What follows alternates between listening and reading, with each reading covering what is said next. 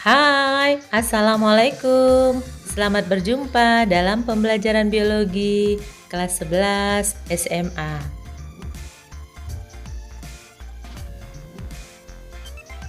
Jangan lupa ya, sebelum kita belajar, kalian subscribe, like, and share. Terima kasih buat yang sudah subscribe, like, and share. Baiklah, kita akan mulai saja pembelajaran kita sistem ekskresi manusia. Yaitu kali ini kita belajar tentang ginjal. Nah, sistem ekskresi manusia itu terdiri dari beberapa organ. Organ yang pertama adalah ginjal, yang kedua kulit, yang ketiga paru-paru, dan yang keempat adalah hati. Nah, ginjal nanti dia akan mengekskresikan urin, kulit akan mengekskresikan keringat, sementara paru-paru akan mengekskresikan CO2 dan H2O. Lalu hati akan mengekskresikan bilirubin atau zat warna empedu. Nah, itulah dia organ-organ ekskresi kita ya. Dan pada kali ini kita akan membahas khususnya tentang ginjal. Nah, kalian semua menyimak dengan baik ya, agar pembelajaran ini nanti berhasil dan kalian bisa mengerti penjelasannya.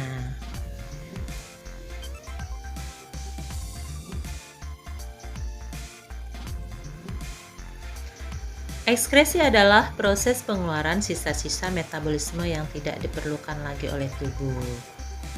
Sisa-sisa metabolisme yang ada di tubuh kita itu akan dikeluarkan oleh organ-organ ekskresi kita. Dan kita melakukan ekskresi bertujuan untuk membuang zat-zat racun dari tubuh agar terhindar dari penyakit.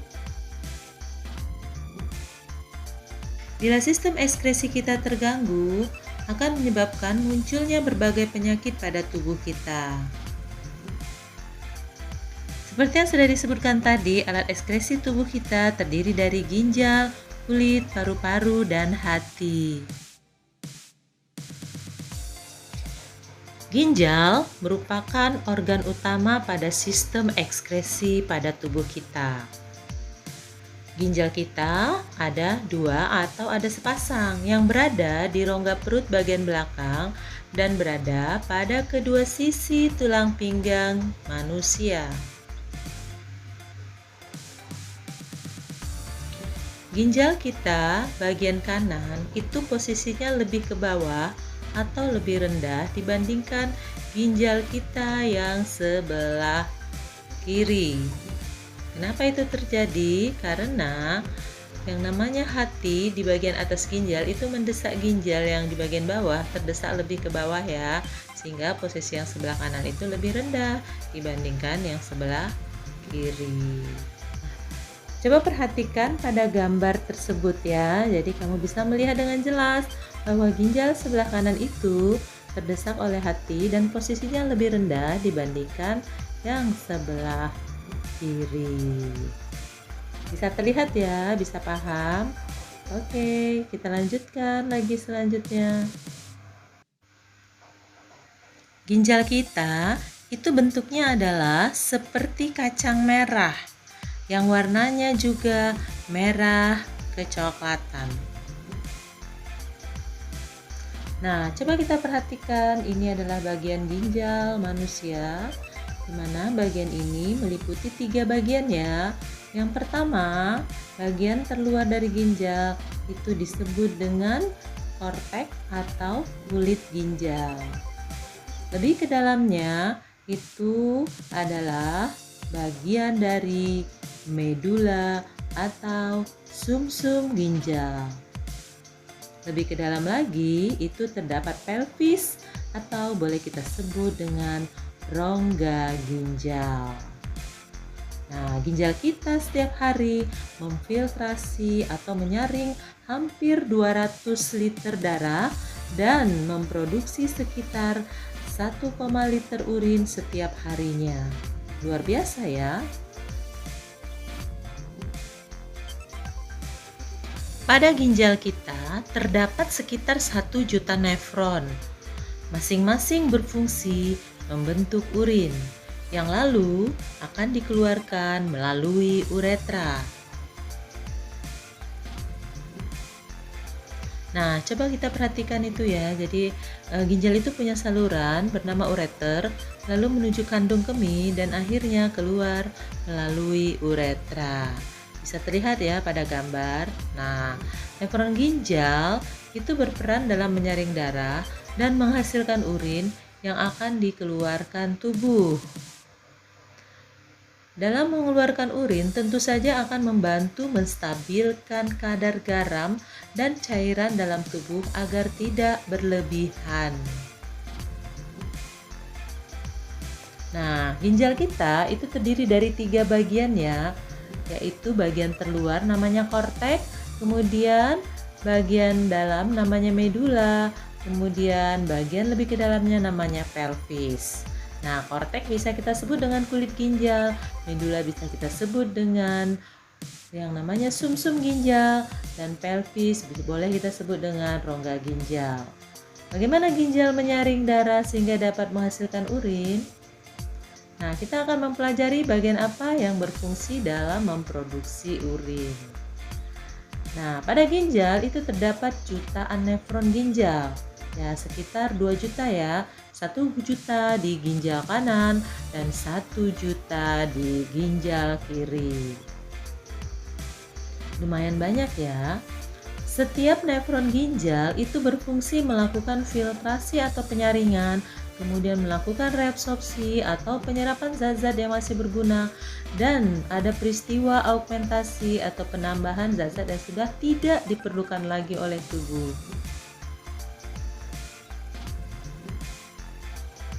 Coba kita perhatikan gambar berikut ini. Nah, di sini ada 3 bagian gambar yang bisa kita perhatikan ya. Pada bagian sebelah kiri itu adalah gambar ginjal beserta salurannya, di mana ginjal itu ada 2, kiri dan kanan. Kemudian setelah ginjal itu ada saluran bernama ureter. Lalu ureter itu akan menuju ke kandung kemih. Di sana urin kita akan ditampung hingga penuh. Nah, selanjutnya setelah itu urin dapat dikeluarkan ke bagian uretra. Nah, pada bagian gambar yang tengah kita bisa mengamati bahwa di situ kalau ginjal ini kita bedah, maka dia akan terbagi atas 3 bagian. Bagian yang terluar itu ada namanya korteks ginjal atau kulit ginjal.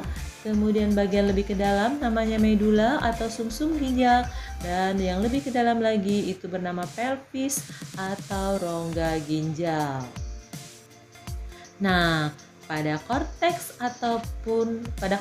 dan medula ya, disinilah terdapat jutaan nefron ginjal.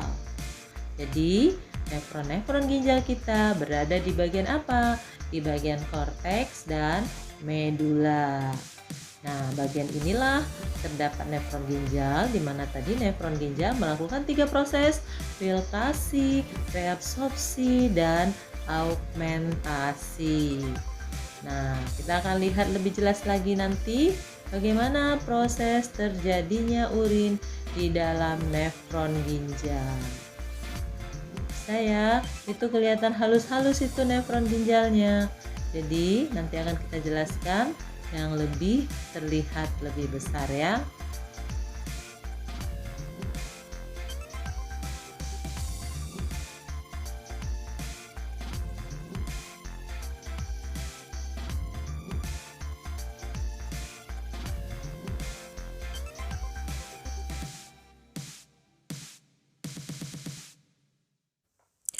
Oke, baiklah, kita akan melanjutkan ya. Perhatikan gambar nefron ginjal berikut. Nah, pada nefron ginjal inilah terjadinya proses pembentukan urin. Nah, itu diawali dengan darah yang memasuki ginjal melalui pembuluh darah arteri renalis, lalu melalui arteriol aferen. Nah, lalu setelah melalui arteriol aferen, nah di dalamnya di sini ada bagian bernama glomerulus. Nah, pada glomerulus inilah terjadi proses filtrasi atau penyaringan darah dan protein. Dan hasil dari proses filtrasi itu nanti akan membentuk urin primer atau filtrat glomerulus. Nah, selanjutnya urin primer atau filtrat glomerulus yang dihasilkan akan menuju ke kapsul Bowman ya. Lalu dari kapsul Bowman, urin primer itu mengalir ke tubulus contortus proximal. Nah, di tubulus contortus proximal inilah terjadi proses kedua, yaitu proses reabsorpsi zat-zat yang masih berguna. Seperti apa itu zat-zat yang masih berguna yang perlu diserap lagi oleh tubuh kita? Ya, seperti glukosa dan asam amino. Jadi, bila ada glukosa dan asam amino di dalam urin primer tadi, itu akan diserap kembali oleh tubuh ya. Jadi di sini banyak kapiler-kapiler darah di sekitar tubulus contortus proximal ini. Nanti glukosa akan dikembalikan ke dalam kapiler darah ini untuk mengalir lagi ke seluruh tubuh. Begitu juga dengan asam amino. Nah, setelah melalui proses reabsorpsi yang zat-zat yang masih berguna tadi, maka terbentuklah yang namanya urin sekunder ya. Jadi urin sekunder itu akan mengalir menuju lengkung Henle ya. Lengkung Henle ini bentuknya kayak huruf U. Nah, jadi kita perhatikan lengkung Henle berbentuk huruf U. Nah, lengkung Henle itu akan mengalir urin sekunder, lalu dia akan menuju tubulus contortus distal. Jadi di sini dia urin sekundernya akan mengalir menuju tubulus contortus distal ya. Nah, selanjutnya di tubulus contortus distal ini akan terjadi proses yang ketiga. Di sana ada proses yang namanya augmentasi dan reabsorpsi air atau reabsorpsi H2O. Nah, augmentasi itu proses pengeluaran atau penambahan zat-zat yang tidak diperlukan dari tubuh ke dalam tubulus distal. Jadi, melalui kapiler darah yang ada di sekitar tubulus contortus distal ini, zat-zat yang tidak berguna akan dibuang atau ditambahkan ke tubulus contortus distal. Ya, itu seperti zat-zat urea, amoniak dan seterusnya ya, itu akan ditambahkan ke tubulus contortus distal. Nah, selanjutnya selain itu ada proses reabsorpsi air ya. Jika tubuh kita dehidrasi, maka di sini air yang ada di dalam tubulus contortus distal akan diserap kembali dan dikembalikan lagi ke dalam tubuh melalui kapiler-kapiler yang ada di sekitarnya ini ya. Jadi, dengan cara memperbanyak produksi antidiuretik hormon atau ADH. Nanti ADH itu akan menyerap kembali air yang ada di tubulus contortus distal dan akan dikembalikan ke dalam tubuh melalui kapiler-kapiler yang ada di sini. Nah, setelah selesai proses augmentasi dan reabsorpsi air yang ada di tubulus distal, maka terbentuklah namanya urin sesungguhnya. Lalu urin sesungguhnya itu akan siap dikeluarkan dan dia mengalir menuju tubulus kolektifus ya atau tubulus kolektif. Nah, disinilah mengumpulkan urin ya, tempat mengumpulkan urin ya. Di sini kita lihat ada banyak cabang-cabang. Cabang-cabang ini sebenarnya adalah bagian dari tubulus pada nefron juga ya. Jadi dia banyak cabang-cabangnya ini.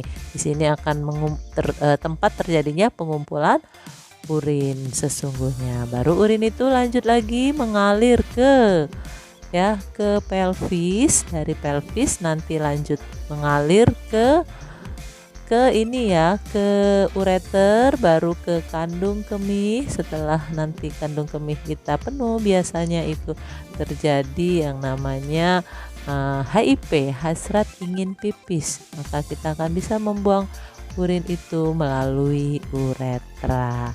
Nah, seperti itu ya prosesnya.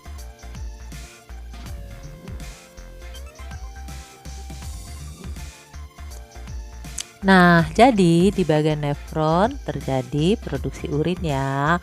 Dan tadi sudah disampaikan bahwa nefron ginjal terdiri dari glomerulus, melakukan filtrasi, kapsul Bowman, di sana ada mengalir urin primer, lalu tubulus contortus proximal, ada proses reabsorpsi zat-zat yang berguna, hasilnya urin sekunder yang mengalir ke lengkung Henle, lalu urin sekunder menuju tubulus contortus distal, di sana ada proses augmentasi dan reabsorpsi air sehingga terbentuk urin sesungguhnya yang akan mengalir ke tubulus distal. Nah, ini tadi ya bagian dari glomerulus dan tubulus contortus proximal, di mana tadi di glomerulus ada peristiwa filtrasi, lalu di tubulus contortus proximal ada peristiwa reabsorpsi zat-zat yang berguna.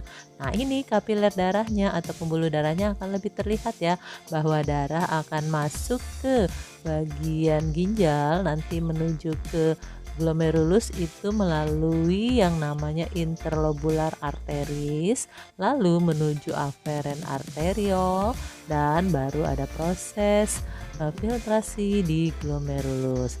Nah, hasil filtrasi itu membentuk urin primer, dan tentu saja yang tidak mengalir ke kapsul Bowman itu akan dialirkan lagi ke bagian eferen arteriol ya. Nah, jadi darah yang sudah keluar dari glomerulus itu sudah bersih. Sementara tadi yang masuk dari aferen itu masih kotor. Oke, selanjutnya darah yang sudah bersih itu akan mengalir ke seluruh tubuh, dikembalikan ke seluruh tubuh nanti melalui vena arteri ya. Oke. Nah, sekarang kita perhatikan proses pada nefron ginjal secara lengkap ya. Di sini sudah ditampilkan ada 3 proses pada nefron ginjal. Yang pertama filtrasi, yang kedua reabsorpsi, yang ketiga augmentasi dan reabsorpsi air ya. Nah, coba kamu yang menyebutkan sekarang proses-proses yang terjadi pada nefron ginjal. Apa proses yang pertama tadi? Ya, filtrasi. Di mana? Di glomerulus. Oke, hasilnya apa? Urin primer. Mengalir kemana? Ke kapsul Bowman. Selanjutnya urin primer mengalir lagi kemana? Ke tubulus contortus proximal. Dalam proses apa? Di sana ada proses kedua, namanya adalah reabsorpsi zat-zat berguna. Selanjutnya hasilnya berupa urin sekunder. Lalu urin sekunder mengalir kemana? Ke lengkung Henle. Selanjutnya urin sekunder akan menuju kemana? Ke tubulus contortus distal. Selanjutnya ada proses apa di tubulus contortus distal? Ada proses augmentasi dan reabsorpsi air. Selanjutnya hasilnya apa? Setelah melalui proses itu, hasilnya adalah urin sesungguhnya. Mengalir kemana? Ke tubulus kolektif atau ductus colectivus. Selanjutnya kemana urin yang sudah jadi itu? Mengalir ke pelvis renalis, lanjut ke ureter, lalu ditampung di kandung kemih, dan akhirnya nanti keluar melalui uretra. Oke, begitulah proses pada nefron ginjal, mulai dari darah masuk hingga darah itu nanti membentuk urin dari sisa-sisa metabolisme kita ya. Oke.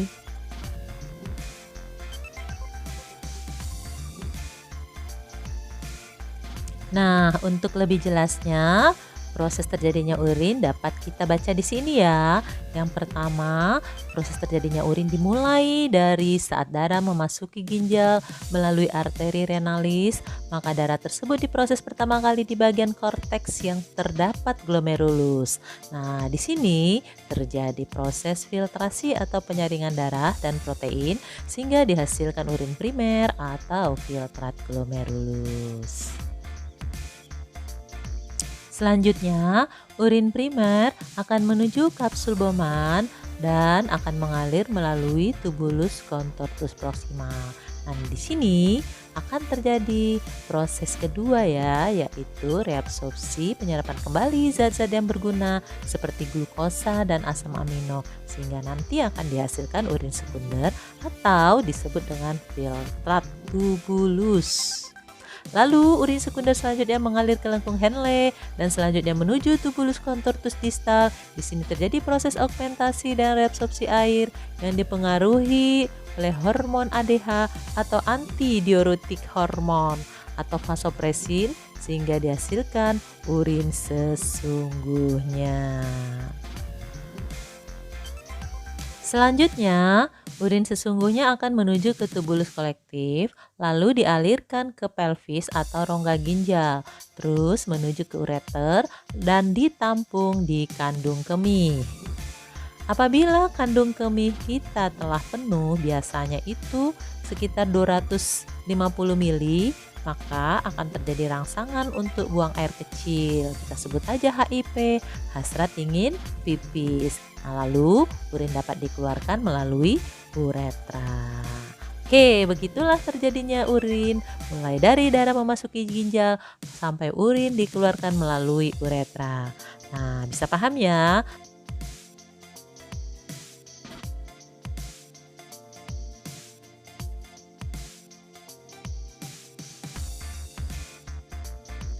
Selain sebagai alat ekskresi, ginjal juga berperan dalam mengatur tekanan osmosis atau mengatur keseimbangan cairan tubuh kita. Ini dapat terlihat bila tubuh mengalami dehidrasi, maka jumlah urin kita akan sedikit dan terlihat pekat, di mana warnanya menjadi lebih kuning tua, yang disebabkan oleh produksi ADH yang banyak. Sedangkan saat tubuh kita normal, urin kita akan lebih encer, di mana warnanya terlihat kuning cerah sampai bening. Hal ini disebabkan oleh produksi ADH yang sedikit. Jadi ingat ya, bahwa ADH itu berfungsi menyerap air di tubulus distal. Kalau ADH banyak di tubulus distal, maka air yang diserap di tubulus distal pun akan banyak, menyebabkan urin yang dihasilkan akan menjadi lebih sedikit dan biasanya warnanya lebih pekat, yaitu kuning tua. Sementara kalau ADH di bagian tubulus distal itu sedikit, maka ADH itu menyerap air yang ada di tubulus distal juga sedikit, sehingga urin yang terbentuk menjadi lebih banyak dan itu lebih encer, di mana warnanya lebih cerah ya. Oke, sekarang kita lanjutkan lagi penjelasan tentang penyakit dan gangguan pada ginjal. Yang pertama adalah penyakit diabetes mellitus, atau boleh juga kita sebut penyakit kencing manis atau kencing gula. Ini adalah penyakit yang ditandai kadar gula yang tinggi di dalam darah, sehingga urin mengandung glukosa. Nah, untuk tes urin dengan larutan benedik akan menunjukkan warna urin berubah menjadi merah bata. Penyakit ini disebabkan karena pankreas tidak mampu memproduksi insulin, sehingga penderita kekurangan insulin. Dan bisa juga disebabkan gangguan reabsorpsi glukosa di tubulus contortus proximal.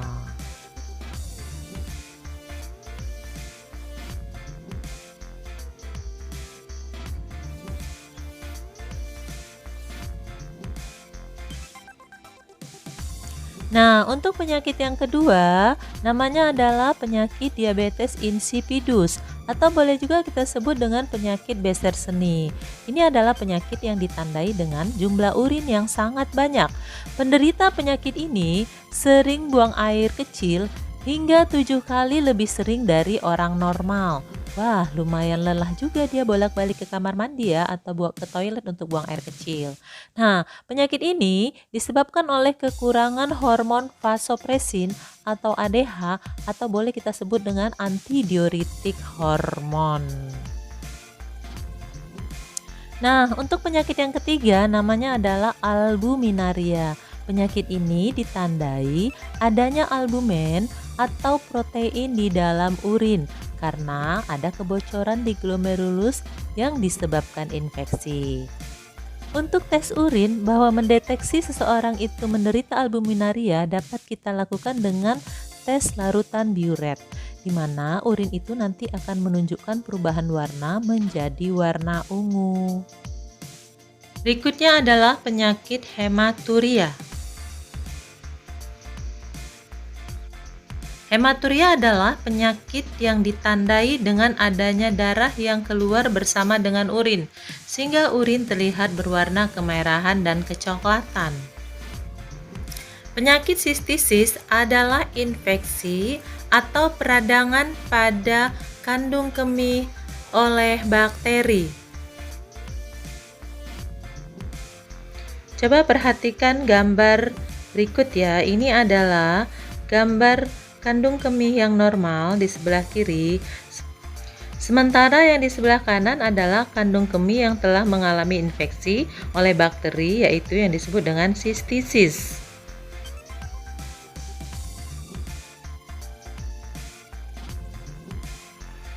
Berikutnya adalah penyakit nefritis. Nefritis adalah radang pada nefron ginjal akibat infeksi bakteri. Perhatikan gambar berikut ya. Pada gambar terlihat ginjal sebelah kiri memiliki nefron yang normal, sementara ginjal bagian kanan itu terlihat meradang atau terinfeksi oleh bakteri, terlihat bengkak. Itulah yang disebut dengan penyakit nefritis.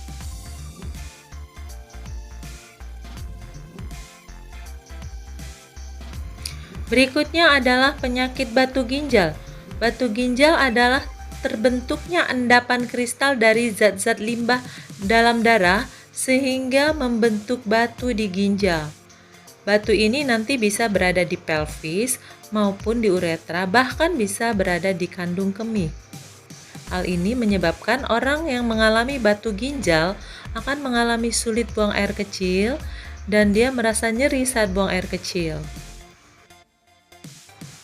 Perhatikan gambar berikut ini. Nah, pada bagian gambar ini terlihat gambar di sebelah kanan itu ginjalnya mengalami batu ginjal. Jadi, batu-batu terlihat di sekitar pelvis dan juga ada menuju ke ureter. Hal ini akan menyumbat aliran urin menuju ke ureter, ke kandung kemih, bahkan akan sulit untuk keluar melalui uretra. Berikut penyakit gagal ginjal. Penyakit gagal ginjal merupakan penyakit di mana kemampuan fungsi ginjal yang menurun secara bertahap dan bahkan ginjal sudah tidak lagi mampu berfungsi dalam memproduksi urin. Penyakit ini disebabkan salah satunya adalah faktor penyakit tekanan darah tinggi dan diabetes. Nah, seseorang yang telah mengalami gagal ginjal itu menyebabkan tubuhnya akan terganggu segala aktivitas metabolisme di dalam tubuhnya ya. Nah, jadi dia harus melakukan cangkok ginjal atau transplantasi ginjal untuk keberlangsungan hidupnya. Atau dia boleh melakukan cuci darah atau hemodialisis dengan alat hemodialisator. Coba perhatikan gambar berikut ini. Tampak gambar di sebelah kiri itu adalah gambar di mana ginjal seseorang masih terlihat normal dan sehat. Sementara gambar yang di sebelah kanan, sel-sel daripada ginjalnya sudah mengalami kerusakan ya, sudah menciut dan sudah mengecil ginjalnya. Nah, ini karena memang ginjal ini sudah tidak berfungsi lagi dengan baik dan sudah tidak mampu menghasilkan urin. Demikian pembelajaran kita kali ini tentang sistem ekskresi pada manusia bagian ginjal. Pada pertemuan berikutnya atau pada video berikutnya kita akan menjelaskan atau belajar tentang sistem ekskresi yaitu kulit, paru-paru, dan hati. Semoga apa yang disampaikan dapat jelas dan dimengerti dan semoga ilmunya bermanfaat untuk kita semua. Terima kasih atas perhatiannya. Semoga kita sukses selalu. Sampai jumpa lagi. Oh ya, jangan lupa ya, subscribe, like, and share.